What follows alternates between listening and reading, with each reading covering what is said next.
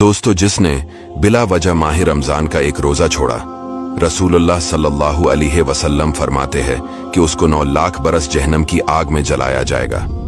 अगर एक रोजा बिला उज़्र छोड़ा तो उस पर रोजे का कफारा लाजिम हो गया तो पे दर पे 60 रोजे रखे, और अगर इन 60 रोजों में एक दिन भी रोजा छूट गया तो फिर नए सिरे से 60 रोजे रखने होंगे। पहले के रोजे शामिल हिसाब ना होंगे, और अगर मुमकिन ना हो तो 60 मिस्कीनों को पीठ भर के दोनों वक्त खाना खिलाए, और वो फजीलत जो रमजान में रोजा रखने की थी अब किसी तरह नहीं पा सकता।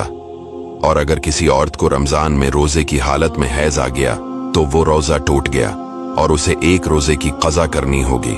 और हमारे हुजूर सल्लल्लाहु अलैहि वसल्लम फरमाते हैं, जिसने अल्लाह के राह में एक दिन का रोजा रखा, अल्लाह इसके चेहरे को जहन्नम से 70 साल की मसाफत दौर करेगा।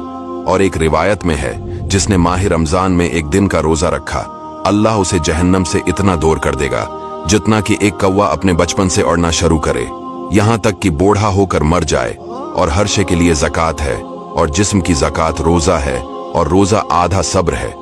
इस माह में रोजादार का सूना इबादत और इसकी दुआ कबूल और इसका अमल मकबूल होता है। और हुजूर सल्लल्लाहु अलैहि वसल्लम फरमाते हैं कि अगर कोई तुम्हें गाली दे तो तुम इससे कह दो कि मैं रोजे से हूँ, यानी जिस्म के तमाम हिस्सों को गनाहों से बचाना है।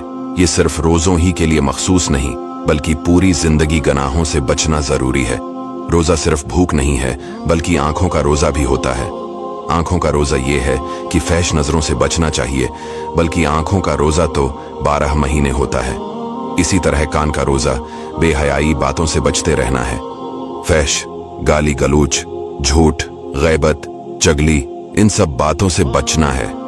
इन सब चीजों से रोजा मकरूह हो जाता है। दोस्तों, वीडियो को शेयर जरूर कीजिएगा।